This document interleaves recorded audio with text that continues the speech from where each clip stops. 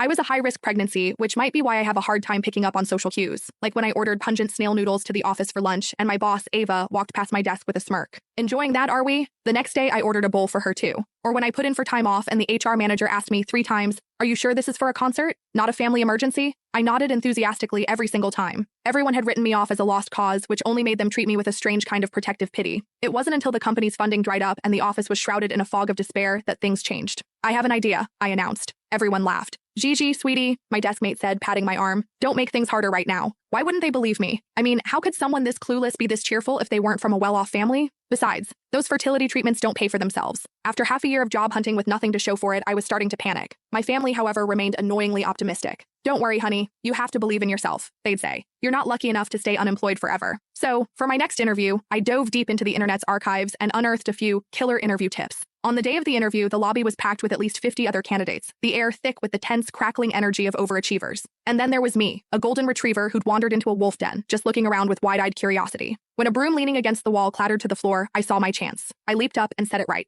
I spotted a crumpled piece of paper on the office floor and, with a sense of purpose, picked it up and tossed it in the trash. At the end of the interview, I gave the panel a deep bow and proceeded to walk backward out of the conference room, only turning around when my head connected solidly with the doorframe. That night, my dad looked at me over his newspaper. "Let me guess, Gigi, you got those tips from some 20-year-old issue of Reader's Digest?" He was convinced that my brain, already scrambled by the fertility hormones used to create me, had now been further poisoned by corny self-help articles. A unique combination of clueless and gullible. "Who in their right mind," he declared, "would ever hire you?" Someone did. When the HR manager called to offer me the job, her voice was laced with pure disbelief. I found out later what my boss, Ava, had actually said. "I'm surrounded by sharks and I'm going crazy. Hire the ditzy one. She can be our mascot. At least then I won't have the lowest IQ in the room anymore." It took less than a week for Ava to start questioning her decision. I was the kind of person who ate fermented tofu on Mondays, Wednesdays, and Fridays, and slurped down pungent snail noodles on Tuesdays and Thursdays. That particular Tuesday, a smell like the city's entire sewer system had exploded permeated the open plan office. Ava clicked past on her designer heels, her brow furrowed so deeply you could lose a pen in there. She raised an eyebrow, the corner of her lip twitching in a sarcastic smirk.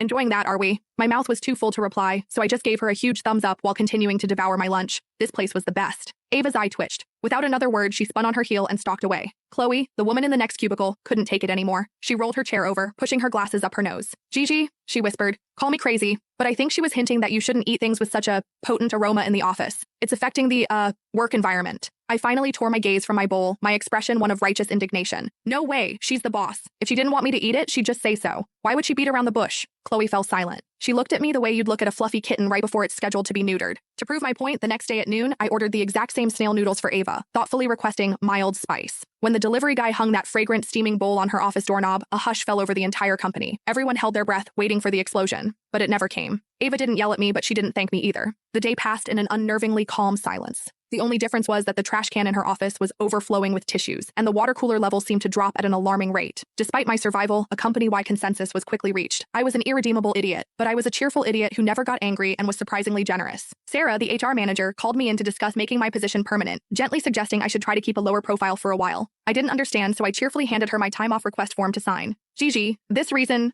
Sarah's eyes started to twitch as she read the form. "To see Taylor Swift's Eras Tour?" She looked up, her expression strained. "This is a cover for a family emergency, right? Is someone sick? You? Your parents?" I was completely baffled. "Nope. Everyone's great. My dad had 3 servings of lasagna last night." Sarah looked like she was about to have an aneurysm. "Fine," she snapped, signing the form with a flourish. "Take the time off. Let's see how you're going to get confirmed after this." I was confirmed. When I came back, I brought a small gift for everyone. But the real kicker was the video I played from my phone. On the screen, Taylor Swift herself was holding a microphone, smiling into the camera. "I hear Gigi's co-workers have been working really hard," she said. "This one's for you guys. You're doing amazing, sweetie." The office erupted. "Oh my god, I've loved her for more than 10 years. She knows my name exists in the universe. Holy crap, Gigi, you're the real deal. This is insane. The sweet girl was actually thinking of us." And just like that, against all odds, I thrived. I'd give colleagues rides home in my grocery getter, buy hot water bottles for the women on their periods, and even babysit for them when they had to work late. With all these redeeming qualities, my stupidity was rebranded in their eyes as endearingly earnest. The atmosphere at our company was actually pretty great. Sure, Ava wore a permanent scowl, called us into her office one by one to tear us to shreds, and sarcastically compared our proposals to garbage and our presentation color schemes to funeral homes. She was ruthless. She'd even insult herself. But she was a good person. She hired women who were planning to have kids, gave generous maternity and nursing leave, and even allowed parents to bring their children to work if they were in a bind. More than that, at a networking dinner once, a greasy middle-aged client tried to grope Chloe, his hand creeping dangerously close to her thigh. Ava, who had been pouring wine, saw it happen. Without a second's hesitation, she flung the entire contents of the bottle in his face. She looked at him, her voice dripping with ice. "I suggest you keep your hands to yourself."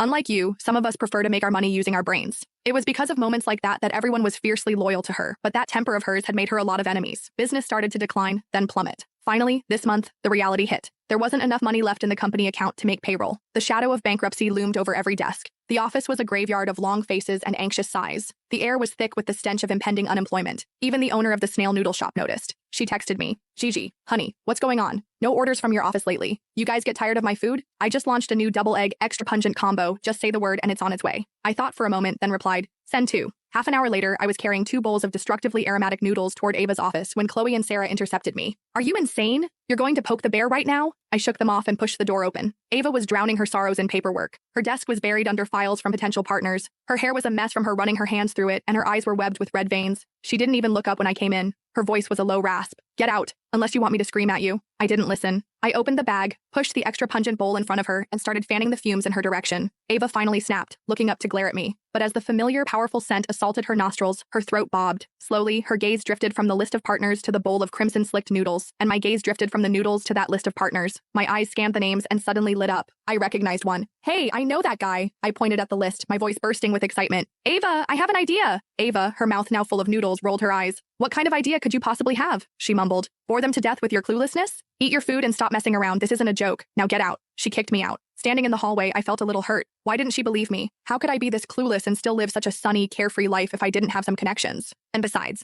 all that money my mom spent on fertility treatments to have me? That stuff is expensive.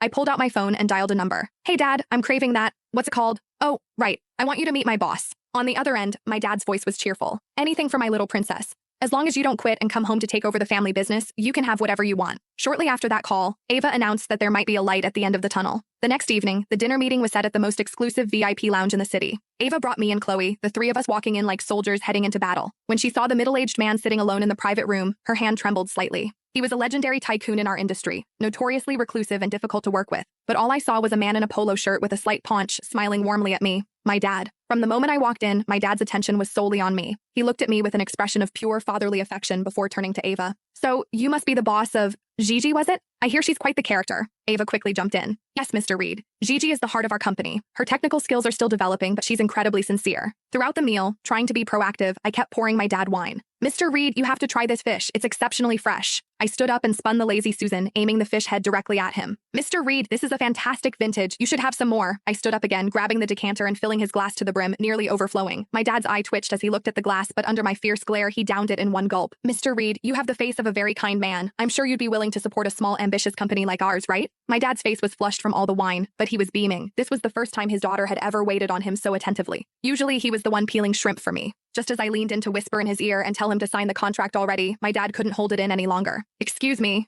he mumbled, clutching his stomach. I need to use the restroom. He scurried out of the room. The moment the door clicked shut, Ava's face transformed. It was a mask of cold fury. She whipped her head around to face me, her voice like shards of ice. Gigi Reed! I jumped. Yeah?